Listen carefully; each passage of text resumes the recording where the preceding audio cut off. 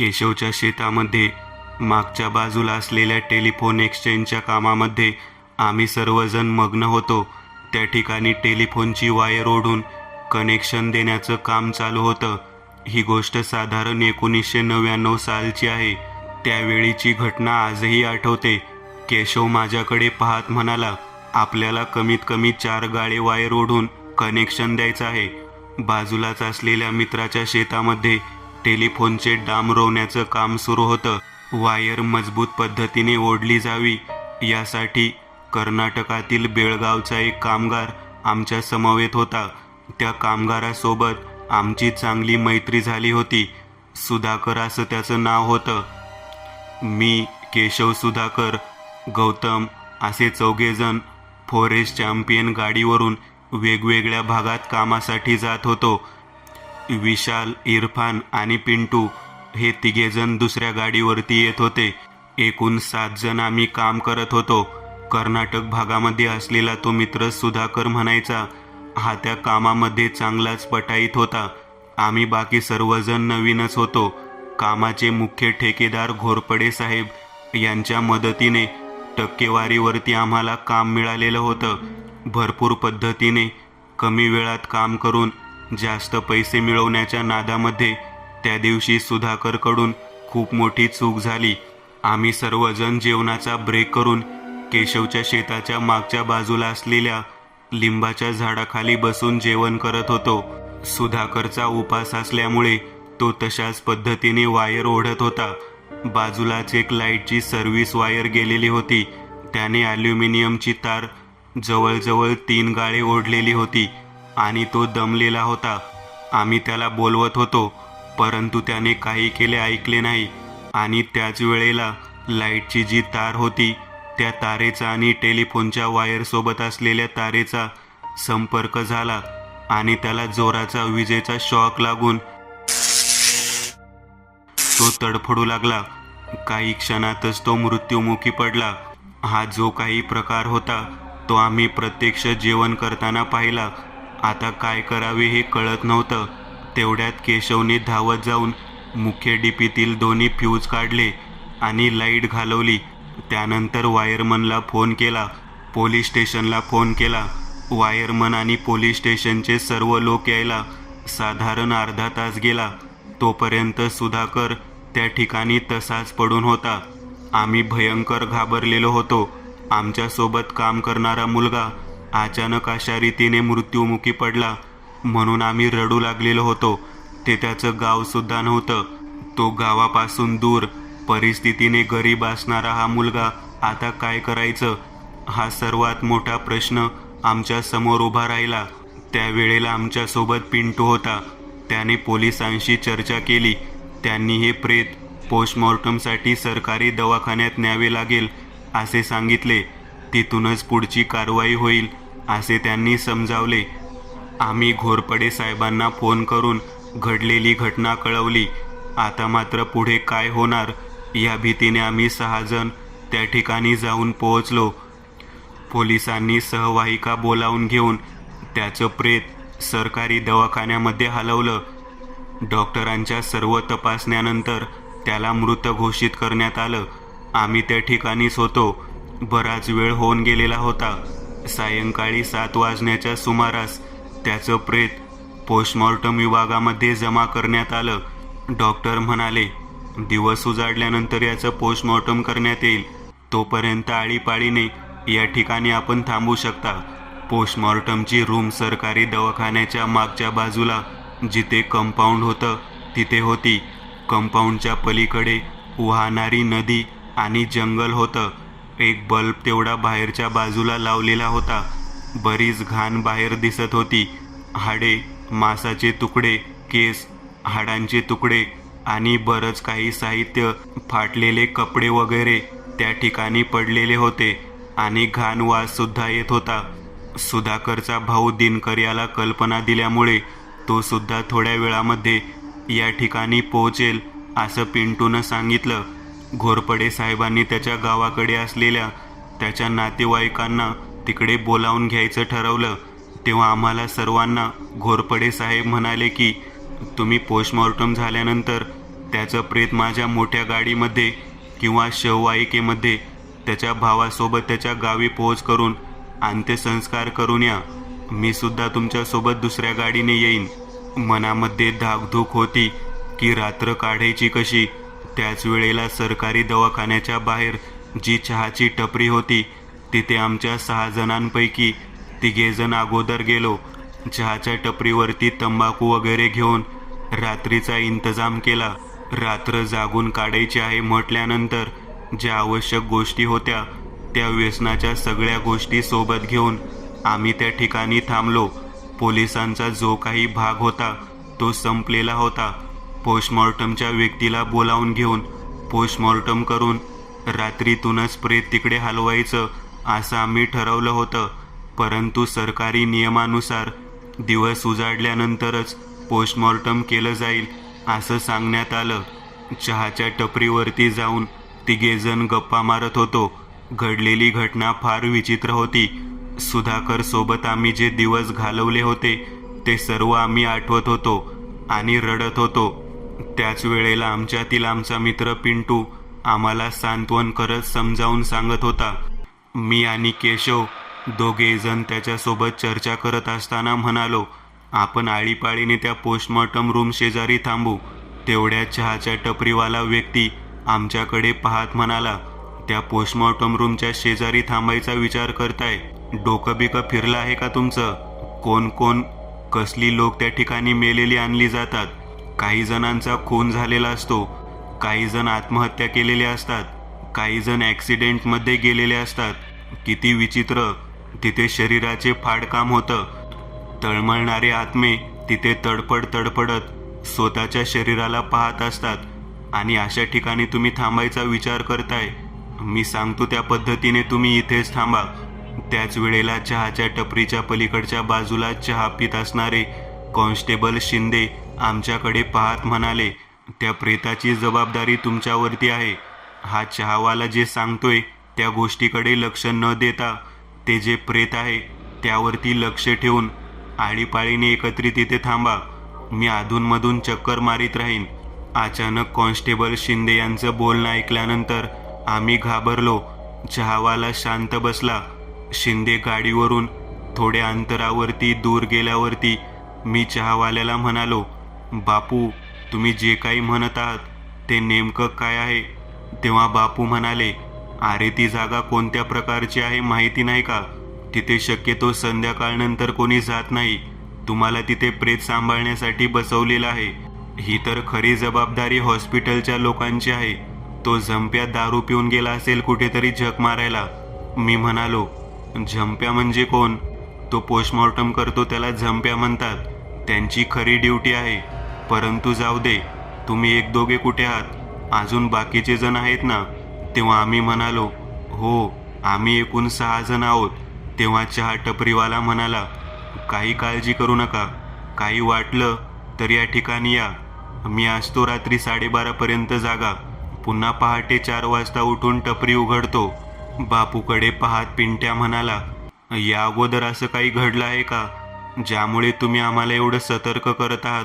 तेव्हा बापू म्हणाला, एक घटना म्हणून नाही सांगत, जवळजवळ वर्षांमध्ये 3 ते 4 घटना नक्कीच घडतात. त्या पोस्टमॉर्टम रूमच्या मागच्या बाजूची जी कंपाऊंडची भिंत आहे त्या पलीकडे सगळं काही घडतं. बापूंनी असं सगळं सांगितल्यानंतर मनामध्ये एक प्रकारची भीती दाटून राहिलेली होती. आता करायचं तरी काय? नेमकं त्या ठिकाणी मागच्या बाजूला जे काही कंपाऊंड होतं त्याच्या पलीकडे कधीही पाहायचं नाही. त्या रूमच्या आतमध्येच बसून राहायचं असं आम्ही ठरवलं. शिंदे म्हणायचा कॉन्स्टेबल त्या ठिकाणाहून निघून गेलेला होता. आता फक्त आमच्या 6 जणांपैकी आळीपाळीने त्या ठिकाणी थांबणारे लोक होते. बाकी कोणीही नव्हतं.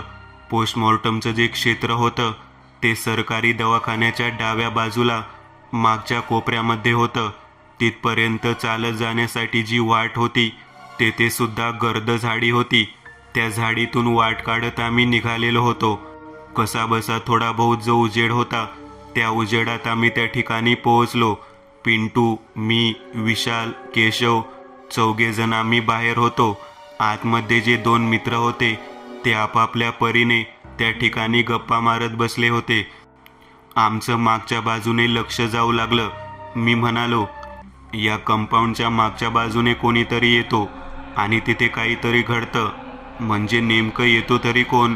तेव्हा केशव माझ्याकडे पाहत म्हणाला, त्या बापू म्हणायच्या व्यक्तीने सांगितलं आहे ना, त्यामुळे काळजी करू नकोस, आपण तिकडे जायचं नाही. आम्ही सर्वच्या सर्वजण बाहेरच्याच कठड्यावरती गप्पा मारत बसलो होतो. तेवढ्यात मागच्या बाजूने कंपाऊंडवरती काहीतरी चढलेलं आहे असं दिसलं. काळसर रंगाचं दिसत होतं. तेव्हा पिंट्या म्हणाला, अरे काहीतरी जनावर आहे. मी म्हणालो, नेमकं जनावर आहे का अजून वेगळं काय आहे? या भागामध्ये बिबट्याचा वावर आहे. तेवढ्यात केशव ओरडला, अरे तरस आला आहे, खोकड आहे. ते खोकड मेलेल्या प्रेतांना उकरून खाते. ते माणसांवर पण हल्ला करतो. त्याच्या बोलण्यावरून आम्ही तिथून उठलो आणि थेट पळत आत पोस्टमॉर्टम रूममध्ये गेलो. आमचे 2 मित्र त्या ठिकाणीच होते. दुसरं एक तरस परत एकदा कंपाऊंडवर चढलेलं दिसलं. ते खाली उतरलं. ते आजूबाजूला पडलेलं जे काही मांस आणि हाडाचं साहित्य होतं त्याचा वास घेत होतं. माझ्या लक्षात आलं, कदाचित कंपाऊंडच्या मागच्या बाजूला जे जंगल आहे तिथूनच हे तरस जे प्रेत खात असतं ते आलेलं असावं. आम्ही चांगलेच घाबरलो होतो, कारण ते सहजासहजी कोणाला सोडत नाही. टोळक्यांना शिकार करणारी ती जात आहे. कुत्र्यांसारखा दिसणारा, परंतु अंगावरती बिबट्याप्रमाणे पट्ट्या असणारे ठिपके असणारा ते तरस हळूहळू गोल फेऱ्या मारू लागलं. पोस्टमॉर्टम रूमच्या कडेने फिरत होतो. त्याच्या पाठोपाठ दुसरं, त्यानंतर मागे खिडकीतून पाहिलं तर तिसरं, चौथं, 5 व 6वं असं करत 7-8 तरस वरती चढलेले दिसले. त्याच्याकडे पाहिल्यानंतर आता आमची चांगलीच धडकी भरली, कारण बाहेर पडण्याचा मार्ग तर बंदच झाला. त्या पोस्टमॉर्टम रूमच्या आतमध्येच थांबणं गरजेचं होतं. रूम चांगली मोठी होती. जवळजवळ 25 बाय 25ची खोली होती. मग आतल्या बाजूला एक मोठं वॉशरूम होतं, एक संडास आणि एक बाथरूम होतं आणि कपडे बदलायची खोली सुद्धा होती. आम्ही त्या ठिकाणी त्या छोट्याशा लावलेल्या लाईटच्या उजेडामध्ये तिथे बसून होतो. आजूबाजूला पाहू लागलो. तेव्हा ते जनावर मागच्या बाजूच्या खिडकीतून आतमध्ये डोकावू लागलं. दोन्ही पाय त्याने खिडकीपर्यंत टेकवलेले होते. खिडकीची काच तुटलेली होती आणि त्यातून ते आतमध्ये पाहत होतं. त्याला तिथल्या घाणेरड्या मांसाचा वास येत होता. आम्ही सर्वजण चांगलेच घाबरलेलो होतो.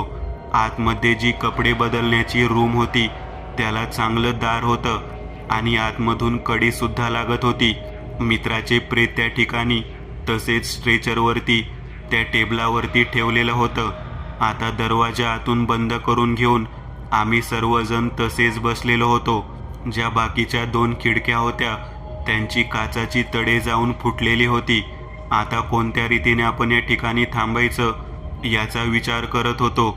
एकमेकांसोबत हातात हात धरून आम्ही एकमेकांकडे पाहत विचार करू लागलो.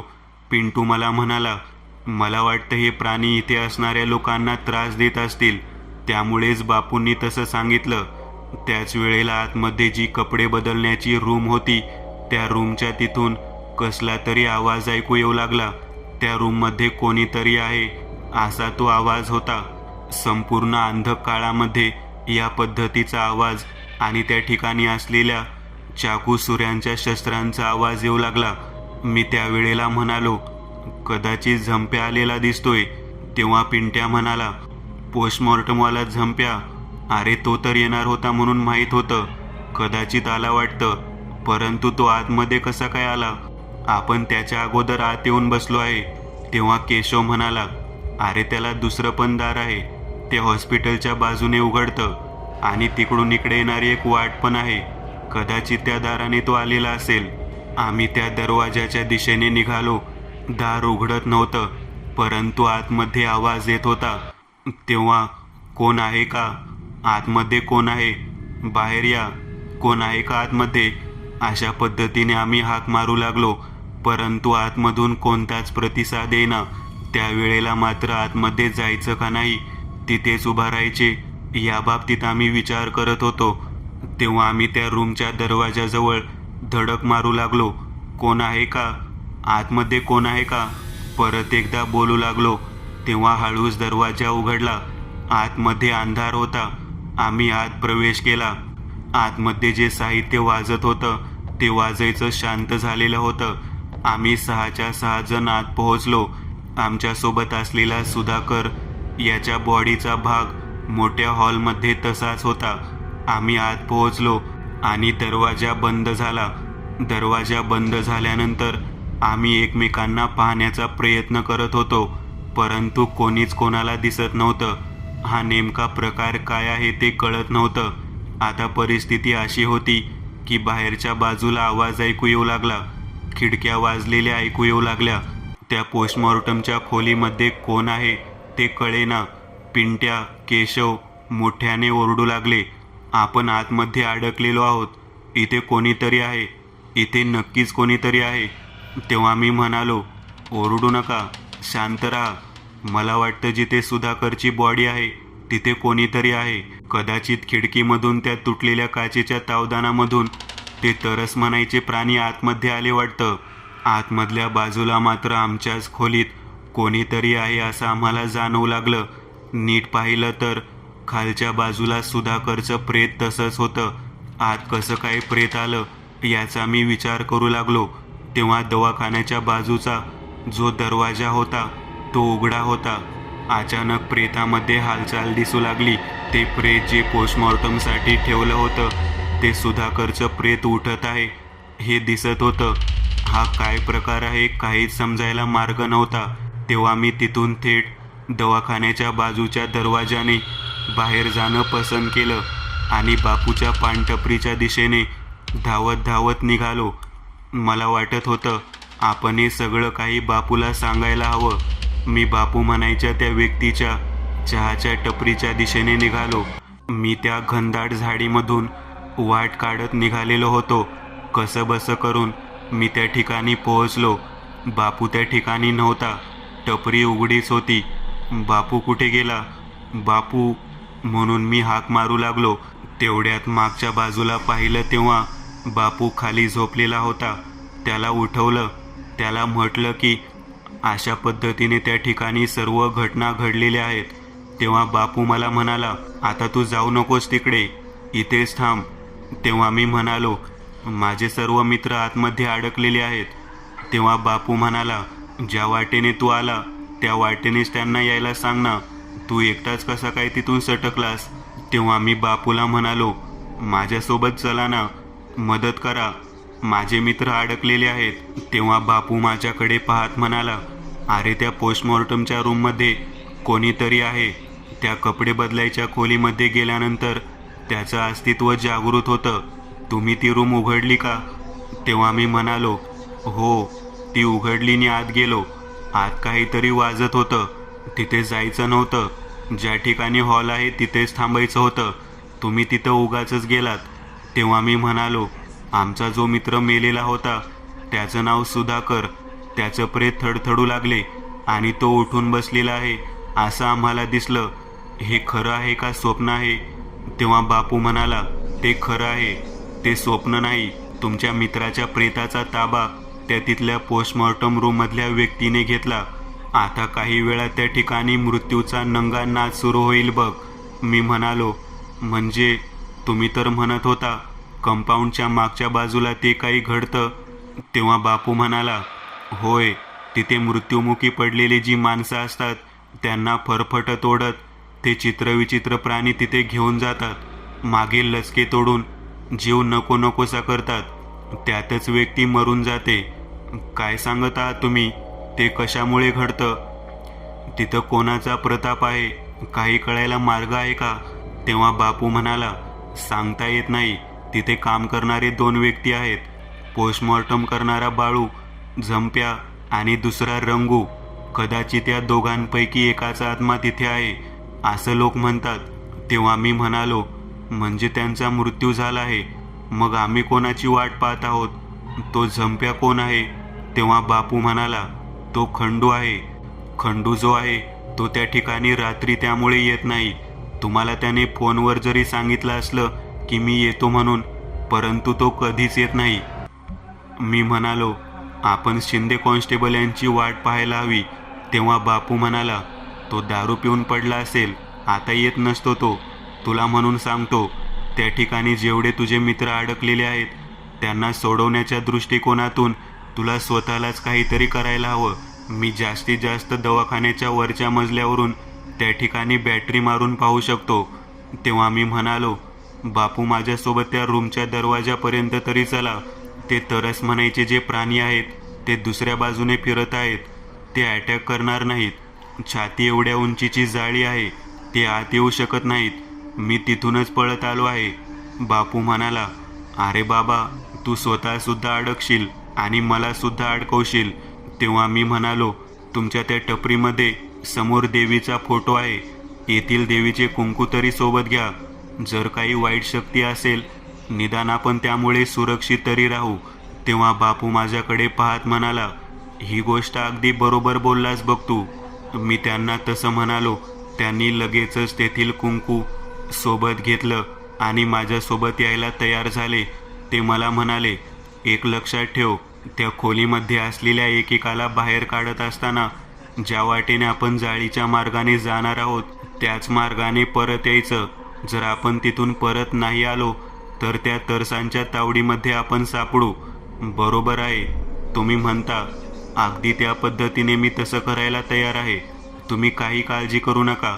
मी तुमच्यासोबत ज्या वाटेने म्हणाल त्या वाटेने येतो. आम्ही दोघेही जण हॉस्पिटलच्या कडेच्या बाजूने जी वाट होती त्या वाटेने जायला सुरुवात करू लागलो. बऱ्यापैकी अंतर पार करून गेलो. तेवढ्या तरसांनी 2 व्यक्तींना फरफटत ओढत मागच्या कंपाऊंडवरून नेलेलं मला दिसलं. ते पाहिल्यावर मी घाबरलो. हे कसं काय शक्य आहे? त्या खोलीमध्ये व्यक्तींचा जीव गेला. माझ्या मित्रांपैकी कोणाचा जीव गेला? मी विचार करू लागलो. तेवढ्यात पिंटू धावत येताना दिसला. त्या जाळीच्या वाटेने तो कसा बसा धावत येत होता. तो म्हणाला, अरे तो सुधाकर. तो उठून बसला रे. तो उठून बसला आणि त्याने त्या खोलीतल्या आपल्या 2 मित्रांना मारलं. विशालचा जीव घेतला.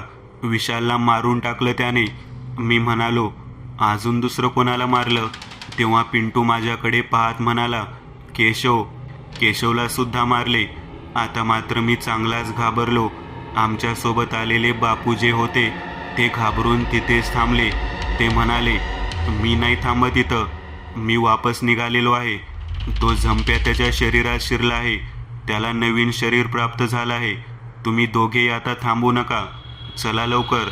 मी बापूकडे पाहत म्हणालो, अहो आपल्याजवळ कुंकू आहे ना देवीचं, कुंकुमार्चनाचं कुंकू. का घाबरता? तेव्हा बापू माझ्याकडे पाहत म्हणाले, तो समोर उभारलेला तुझा मित्र, तो एकटा बाहेर कसा काय आला? त्याच्या पाठोपाठ बाकीचे अजून यायला हवे होते.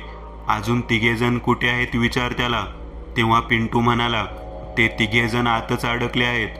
तेव्हा मी म्हणालो, त्यांना बाहेर काढायला हवं. मी बाहेर काढायच्या दृष्टिकोनातून प्रयत्न करायचं म्हणून हातातलं कुंकू घेतलं आणि माझ्या मित्राच्या हाताला घट्ट धरून त्याला म्हणालो, पिंटू, आपणच 2 जण आत जायला हवं. आम्ही 2 जण पुढे निघालो. काही क्षणात त्या दाराजवळ असलेली हालचाल थांबली.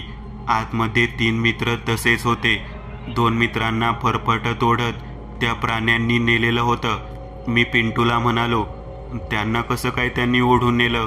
तेव्हा पिंट्या म्हणाला, त्या दोघांना मारून त्या व्यक्तीने बाहेर फेकून दिलं. त्या सुधाकरच्या शरीरातल्या प्रेतात्म्याने तुकडे तुकडे केले आणि बाहेर फेकून दिले. शरीरावर एवढे वार झाले होते, ते प्राणी एका पाठोपाठ एक आले आणि त्याला त्या खिडकीच्या ठिकाणाहून मागच्या दिशेने ओढत घेऊन गेले. विशालला नेले, मग केशवला नेले. मी म्हणालो, आता आपल्याला राहिलेल्या 3घांना वाचवायला हवं. तेव्हा मी आत पोहोचलो. तेव्हा समोर सुधाकरचं प्रेत तसंच स्ट्रेचरवर होतं. तिथं कोणीच दिसत नव्हतं. मी पिंट्याला म्हणालो, अरे इथं तर कोणीच नाही. तेव्हा तो म्हणाला, अरे आत्ताच विशालला आणि केशवला मागच्या बाजूने फरफटत ओढून नेलं आहे. तू पाहिलं नाही का? आम्ही आमच्या 3ही मित्रांना हाक मारू लागलो. तेव्हा संडास आणि बाथरूममधून आवाज ऐकू आला. तेवढ्यात बापू मागच्या बाजूने आम्हाला म्हणाले, आत जाऊ नका, आत कोणीतरी आहे. बापू मागून ओरडल्यानंतर मी म्हणालो, तुम्ही तर म्हणत आहात की आत जाऊ नको म्हणून. आमच्या मित्रांना शोधायचं कसं? तेव्हा बापू म्हणाले, तुमच्या तीनही मित्रांना कदाचित त्या बाथरूममध्ये आणि संडासमध्ये ओढत नेलेलं असेल. तेव्हा मी म्हणालो, अहो ते समोर तर आमच्या त्या सुधाकर म्हणायच्या मित्राचे प्रेत जसेच्या तसे दिसते. तेव्हा बापू म्हणाले, मला समजत नाही आत आहे तरी कोण? तुमचे मित्र हाक मारल्यानंतर होकार का देत नाहीत, प्रतिसाद का देत नाहीत? तेव्हा पिंट्या म्हणाला, कदाचित माझ्याप्रमाणे सुद्धा ते तिघेजण बाहेर पडले तर नाहीत ना. एवढ्या त्या खोलीचं जे दार होतं ते बंद झालं. आम्ही तिघेजण तिथे अडकून बसलो. बाहेरच्या बाजूने पाहिलं तर कंपाऊंडच्या वरून ते तरस एका पाठोपाठ एक येत असताना दिसले. बापू म्हणाला, अरे देवा, काय खरं नाही. मी सुद्धा आता इथे अडकलो. मी म्हणत होतो मी येत नाही, तुमच्यामुळे मला यावं लागलं. तो माझ्याकडे पाहून ओरडू लागला. मी म्हणालो, ओरडून काही उपयोग नाही. आपल्याला समोर काहीच का दिसत नाही याचं कारण माझ्या लक्षात आलेलं आहे. तुम्ही माझ्याजवळ पवित्र असणारा देवीचं कुंकू दिलेलं आहे. सैतानी शक्ती आपल्यासमोर कशी काय येईल? तेव्हा बापू म्हणाला, अगदी बरोबर बोललास तू पिंटू. याचा अर्थ आपल्याजवळ वाईट शक्तीला पळवून लावणारी शक्ती आहे तर? तेव्हा मी म्हणालो, हो आहे. त्या देवीचं कुंकुमार्चनाचं कुंकू आपल्याजवळ आहे. आपण घाबरून काहीच फायदा नाही. आपण अजून घाबरून इथेच बसून राहू. आपल्याला मित्रांना शोधायला हवं. आम्ही बाथरूमच्या दिशेने गेलो. दरवाजावरती हात मारून मित्रांना हाक मारू लागलो, तेव्हा कोणीच प्रतिसाद देत नव्हतं. तेवढ्यात मागच्या बाजूला असलेल्या खिडकीच्या दिशेने गेलो. तिथे खिडकी उघडीच होती. त्या दिशेने थोडंसं बाहेर डोकावून पाहिलं, तेव्हा वरच्या बाजूला दुसऱ्या खिडकीत उभारलेले तिघेजण दिसले. मी त्यांना हाक मारू लागलो, तेव्हा त्यांनी शांत राहायला सांगितले. ते घाबरलेले होते. त्यांनी बोट करून मागच्या कंपाऊंडकडे दाखवलं. तेव्हा तिथे 5 ते 6 तरस म्हणायचे प्राणी आमच्या मित्रांना फरफटत ओढत पलीकडे घेऊन गेलेले दिसत आहेत, असं त्यांनी सांगितलं. मी त्या तिघांना खाली अलगद उतरायला लावलं. खाली उतरलो तेव्हा त्यांना घेऊन मी आत आलो. पिंटू माझ्याकडे पाहत म्हणाला, आता मला एक समजेल का, या बाथरूमच्या आतमध्ये कोण आहे? तेव्हा ते तिघेजण म्हणाले, आतमध्ये झंप्या आहे. तो झंप्या ज्याने आपल्या मित्राच्या शरीरामध्ये प्रवेश केला आणि सर्व काही घडवलं. मी म्हणालो, कसं काय शक्य आहे? तेव्हा बापू म्हणाला, का शक्य नाही? ही जागा त्याचीच आहे. तोच इथे काम करत होता. रात्रीच्या वेळी एखादी बॉडी जर पोस्टमॉर्टमसाठी इथे जर कोणी आणून ठेवली तर मग तो जागृत होतो. त्याला वाटतं की आपण आपलं कार्य पूर्ण करावं. कदाचित त्याच भावनेतून त्याने तुमच्या मित्रांना मारलेलं असावं. तुमच्यासमोर मृत्युमुखी पडलेल्या या सुधाकरच्या प्रेतामध्ये त्याने प्रवेश केला आणि त्याने तुमच्या 2 मित्रांचा जीव घेतला. मी तुम्हाला सांगतो, या सर्व घटनेमागे तो झंप्याच आहे, ज्याने आता त्या बाथरूमच्या आत प्रवेश केला आहे. आपण त्याला तेथून हलवू शकत नाही आहोत. आपल्याला इथून निघायला हवं. तेव्हा पिंटू माझ्याकडे पाहत म्हणाला, केशव विशाल दोघेजण गेले. या संपूर्ण घटनाक्रमामध्ये विनाकारण आपल्या 2 मित्रांचा जीव गेला. त्या झंप्याला अद्दल घडवायलाच हवी. आपल्याकडे पवित्र देवीचे कुंकू आहे. ते कुंकू त्या बाथरूमचं दार तोडून त्याच्यामध्ये प्रोक्षित करायला हवं. म्हणजे पुन्हा इथे कोणीही आतमध्ये असणार नाही. आत कोणीतरी आहे हा प्रश्नच कुणाच्या मनात येणार नाही. मी त्यावेळेला बापूकडे पाहत म्हणालो, पिंटू म्हणतोय तो अगदी बरोबर म्हणत आहे. मला वाटतं तुमच्या जवळच्या या पवित्र कुंकवाचा उपयोग करून येथील शक्तीचा नायनाट करता येऊ शकतो. तेव्हा आम्ही त्या बाथरूम आणि संडासच्या दिशेने जाऊ लागलो. त्या दारावरती आम्ही थाप मारू लागलो, परंतु कोणता प्रतिसाद येत नव्हता. आमच्यासोबतचे बाकीचे 3 मित्र चांगलेच घाबरलेले होते. ते म्हणत होते, आपण इथून निघून जाऊ, नको थांबायला, काही गरज नाही. तेव्हा पिंट्या म्हणाला, घाबरू नका, जे काही घडायचे ते घडून गेलेलं आहे. आता आपल्या मित्रांच्या मारेकऱ्याला शिक्षा देण्याची वेळ आलेली आहे. एका पाठोपाठ एक करत दोघांनी जोरात त्या दरवाजावरती लाथा मारायला सुरुवात केली, परंतु दरवाजा उघडेना. आवाज मोठ्याने येत होता, परंतु कितीही ताकद लावली तरी दरवाजा उघडला जात नव्हता. आत आहे तरी कोण हा प्रश्न मनात येत होता. तेवढ्यात मी माझ्या कुंकवांनी बरबटलेल्या दोन्ही बोटांना त्या दरवाजाला स्पर्श केला आणि दरवाजा अक्षरशः तुटून बाजूला पडला. बापू या गोष्टीला पाहून म्हणाले, फुंकर, आतमध्ये ते कुंकुमार्चनाचं कुंकू फुंकर. मी लगेचच ते कुंकू फुंकरलं आणि त्याच वेळेला त्या बाथरूममध्ये कर्णकर्कश आवाजामध्ये एखादी भयानक शक्ती किंचाळावी त्या पद्धतीचा आवाज आला आणि त्याच्या मागच्या बाजूच्या खिडक्या त्याची तावदानं तुटून तो तेथील भयानक प्रेतात्मा मुक्तीच्या दिशेने निघून गेला. आम्ही आमच्या मित्राच्या प्रेताजवळ तसेच बसून राहिलो. एक भयानक संकट केवळ देवीच्या कुंकवाने घालवलेलं होतं. परंतु दुःख या गोष्टीचं होतं की आमच्या सोबतचे 2 मित्र मात्र त्यामध्ये मृत्युमुखी पडलेले होते. बापू आमच्यासोबत तिथेच थांबले. 5 वाजता थोडंसं तांबडं फुटफुटू लागलं. त्यावेळेला मात्र आम्ही बाहेर आलो. पोस्टमॉर्टम करण्यासाठी जो झंप्या होता तो बरोबर 6:30 वाजता आला आणि दिवस उजाडल्यानंतर पोस्टमॉर्टमला सुरुवात झाली. आमच्या मृत्युमुखी पडलेल्या मित्राच्या बॉडीला घेऊन आम्ही त्याच्या गावी गेलो आणि तेथे अंत्यसंस्कार करून परत आलो. आत कोणीतरी आहे हा प्रश्न त्या दिवसापासून कायमचा बंद झाला. पोस्टमॉर्टमची रूम कायमस्वरूपी मुक्त झालेली होती. मित्रांनो, आज पुरतं एवढंच. तुम्हाला जर काही गोष्ट आवडली असेल तर नक्की लाईक करा. तुमच्यापैकी बरेचसे जण व्हिडिओ लाईक न करताच पळून जातात, पण हा जर व्हिडिओ तुम्ही लाईक केला तर मला जरा बरं वाटेल आणि असेच भारी भारी व्हिडिओ बनवायची माझ्यात एनर्जी येईल. त्यामुळे नक्की लाईक करा आणि अजूनही कोणी या चॅनलला सबस्क्राईब केलेलं नसाल तर लगेच सबस्क्राईब करून टाका आणि बाजूची घंटी ती मात्र दाबायला विसरू नका. देवाची घंटी आहे ती. चला तर मग पुन्हा भेटूया अशीच एक आगळी वेगळी गोष्ट घेऊन पुढच्या